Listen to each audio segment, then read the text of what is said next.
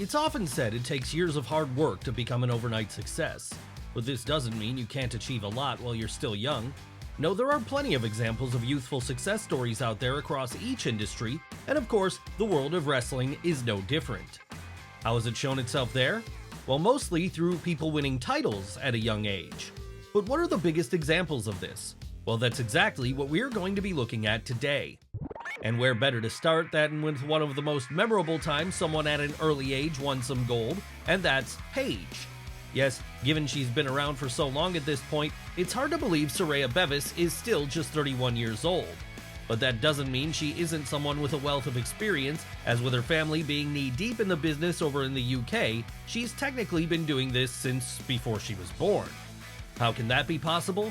Well, before she realized she was pregnant with her, the current AEW star's mother was still taking bumps in the ring, meaning Saraya is probably one of the only prenatal performers in existence.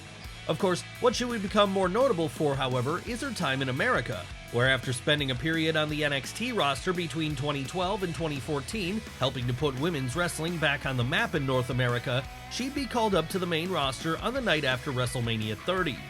And it was there that she made history because, upon answering AJ Lee's open challenge for a shot at the Divas title, Paige would make short work of the champ, beating her in a matter of minutes to become the youngest ever holder of that particular belt. How young was she? Just 21 years old as it happened, and now that she'd achieved such a feat, she'd become a made woman in the division going forward.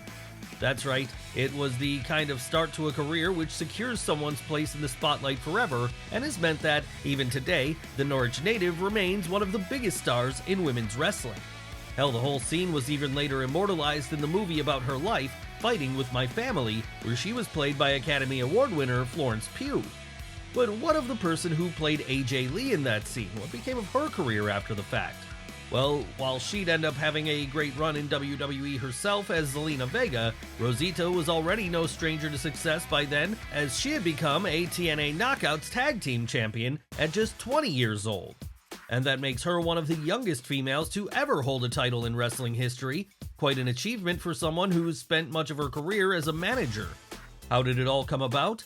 Well, after joining the Impact roster in 2011, and there quickly finding an ally in Sarita, the Queens native teamed up with her kayfabe cousin to defeat Knockouts Tag Team Champions Angelina Love and Velvet Sky in a non-title bout. Of course, as per the rules of wrestling then, if you pin the champs, you usually get a title shot afterwards. And this is exactly what happened to Rosita and Sarita on the March 13th episode of Impact. That said, despite their young age and relative inexperience, they weren't content with just getting a shot at the gold here. No, they wanted to win, which was exactly why they went all out and pushed themselves to the absolute limits. So much so that once the bell had rung and the match was over, they were holding the belts over their heads. Yes, it was quite a way for the future LWO member to start off her career, and it set a precedent for her that success was always an option, no matter how much others may not have believed in what she was doing.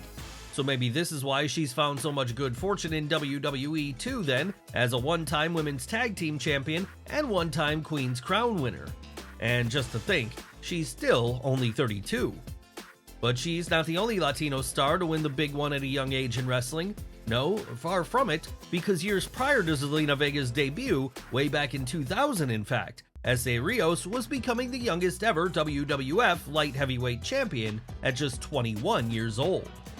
Now, given it's a Vince McMahon-run company we're talking about here, we can't exactly pretend the light heavyweight title was treated as a prestigious prize at the time, but that didn't make it any less of an achievement for the Mexican star to win the gold when he got the opportunity. After all, given his short stature, he was never going to be contending for the world title against the likes of Stone Cold Steve Austin and The Rock, but what he had that they didn't was a high-flying style which could make him stand out in the right situation. And this right situation, as it turned out, was the light heavyweight division, a place where, even if it wasn't given a lot of focus, could still see Rios show his stuff against performers such as Dean Malenko and Eddie Guerrero. Not that it would be either of these he'd beat to win his first title though. No, it was actually Gillberg who earned that honor when, on the February 13th, 2000 episode of Sunday Night Heat, his 448-day run with the WWF's version of the Cruiserweight title came to an end after the Lucha star, who was still barely out of his teens, proved to be too much for him. But it wasn't as if S.A. Rios was the only cruiserweight at this point in time who was winning gold. Hell, he wasn't even the only one doing so while still in his early 20s. And that's because at around the same period over in WCW, Rey Mysterio was proving he was the best out there when he became WCW Cruiserweight Champion at 21 as well. Now, given the success the three-time world champion has had since then, it's easy to put this initial title run way down on his list of accomplishments, but it shouldn't be hand-waved away so easily, because back then, he didn't have the benefit of years of experience to help him come out victorious. Now at this point, Rey was still effectively a baby, and that meant, for as hard as it is to believe now, he wasn't seen as being one of the best in the world yet. That said, even if he was young, and even if others doubted his ability to win the big one here, Rey knew he could do it. And it was this knowledge which allowed him to step into the ring with Dean Malenko on the July 8, 1996 episode of Nitro, and not only challenge him for the top prize in the division, but beat him for it. Yes, within weeks of debuting on WCW TV, Rey had made himself a champion, and he'd done so in a way which left little doubt as to who the better man was. So it should come as no surprise that after this, he'd go on to have a storied career which saw him become arguably the greatest luchador of all time. And just to think, none of this might have happened had he not been able to put some gold around his waist at such an early point in his run. But while Rey Mysterio was able to put some additional prestige on the Cruiserweight title during his time holding it, not every person who's had that belt can say the same. And that's especially true of the period when it was swallowed up by WWE, and they're pretty much used as an undercard gimmick. Hell, so badly was it treated in New York that the last person to hold it would be Hornswoggle. And as it happened, he'd also be 21 at the time he did so. At least this adds a nice trivia note to what was a sad end for a once prestigious belt then, because given his young age, it meant Dylan Postal will go down as one of the youngest champions in WWE history. Sure, it didn't make his short run with the gold any more fun to watch, and it didn't make it hurt any less when it was retired altogether soon thereafter, but at least it gave the Wisconsin native something to do on the show that wasn't serving as the lackey for his kayfabe father, Finlay. Hell, you could argue the notoriety Hornswoggle gained from his brief time as Cruiserweight Champion directly led to him being part of the Vince McMahon's illegitimate son storyline a few months later, a storyline which saw him suddenly placed in main event segments. And that main event run would continue afterwards too, when he became an honorary member of the reformed D-Generation X for a while. That said, for as fun of a period as this was for Postal, it probably wasn't as important to him as the time he became a champion at such a tender age. And that's because this is ultimately an achievement few have ever had, and once you get past a certain point in life, you can't exactly go back and make happen. Yes, Bryan Danielson, Seth Rollins, Kenny Omega, Will Ospreay, none of them can say they've done what Hornswoggle did. But someone who can say this is Kenny Dykstra. Hell, Kenny Dykstra can actually say he went one better than this, because when he became a WWE World Tag Team Champion in 2006, he was only 20 years old. That's right, before he could even legally drink, the Massachusetts native was a champion inside of the squared circle. And what makes this even more impressive was that he did it as part of the perennial jobber act, which was the Spirit Squad. Sure, you could argue being part of this group made it easier for him on the actual night he and his partner Mikey won, as they had the other three members of their stable there to help them cheat their way towards victory. But really, even if they were 5 strong, the Spirit Squad still usually managed to lose. Not in this match though, because despite facing off against 2 giants in the form of then World Tag Team Champions The Big Show and Kane, Kenny and Mikey were able to come out on top. And in the process of doing so then, the former just about set a new company record. Ultimately though, this would end up marking the highlight of the career for a man who was at one point pegged to be the big breakout star of the group. Why was that? Well, for one reason or another, he just never managed to show the same level of talent or star power after his run with the tag straps ended. And while some have suggested this was due to his disillusionment with being asked to play such a silly character, it's also equally as possible he just didn't have the same passion for the business as his stablemate Nikki did, the very man who would go on to become a 2-time world champion, Dolph Ziggler. Still, even if he flamed out early, Kenny Dykstra can still hold a claim to being one of the youngest tag team champions in wrestling history. That said, he's not the youngest ever. No, for that honor, we have to look to our next subject, none other than Renee Dupri. Now brace yourselves, because we're about to make you feel depressed about your own accomplishments in life. Renee Dupri was able to become a WWE World Tag Team Champion when he was just 19 years old. Seriously, the fact that he'd barely left high school when he won the same title the likes of the Hart Foundation, the Hardy Boys, and the Legion of Doom had held before him is enough to make anyone feel like they're not doing enough with their life. Sure, you could argue Dupri was given the opportunity to succeed where others hadn't been, as after debuting as part of La Resistance in April of 2003, it would only be a matter of months before he and his partner Sylvain Grenier got their shot at the gold. But whether this is true or not, the fact remains he took the opportunity and ran straight into the end zone with it anyway, as when the time for the bout came, he was able to get the win over then-champions Kane and Rob Van Dam in short order. Hell, it took less than 6 minutes for La Resistance to get the job done that night, a sign of just how talented they were already. And in doing so, Renee Dupri would be able to, for the next decade and a half at least, call himself the youngest champion in WWE history. In fact, to this day, he's one of only 2 teenagers to ever hold a belt in New York, and he remains the only Canadian to have such an honor.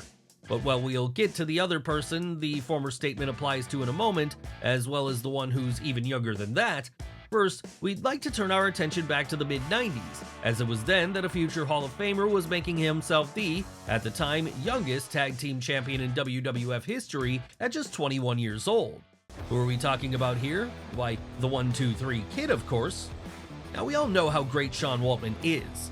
Hell, even when fans were booing him out of buildings during the late 90s and early 2000s, it was still understood he was one of the best wrestlers the world had to offer. And that's because he's always been someone who gives nothing less than 100% each time he steps in the ring, with 100% by his standards being the same as about 150% by most other people's. Honestly, during a time where in-ring work wasn't exactly prized in New York, the Minneapolis native could always be counted on to have a banger against a variety of opponents, such as Razor Ramon, Bret Hart, and Owen Hart. And it's this ability to bring it in the ring and get over with fans in the process which led to Vince McMahon deciding to reward him with a brief title run in January of 1994. Yes, it would be a short title run, 1 week long in fact, as after the Kid and Marty Jannetty won the WWF tag titles from the Quebecers on an episode of Raw, they'd drop them back the following week. But it wasn't the length which mattered here, it's the fact that they'd won them at all, as in doing so, the at-the-time rookie put himself in the history books forever thereafter as one of the youngest champions ever to do it. And we say one of the youngest because, as we've seen already, there have been a few who were even younger when they won gold. That said, while the likes of Rosita may have been 20 at the time of her big victory, and the likes of Renee Dupri may have been just 19, they both pale in comparison to the person who's canonically the youngest champion to ever step inside a ring, and that's Nicholas. Who the hell is Nicholas, we hear you ask? Well, he's the son of WWE referee John Cone, and despite not being old enough to attend high school yet at the time, in April of 2018, he became a WWE Raw Tag Team Champion with Braun Strowman. That's right, at just 10 years of age, Nicholas made history after he was handpicked from the audience by the Monster Among Men at the Showcase of the Immortals that year. But why was Braun looking for a partner at all? Well, management wouldn't allow him to take on the Bar alone, despite his protests to the contrary. So instead of picking someone of legal age to drive to be his partner then, the big man instead chose a child from the audience.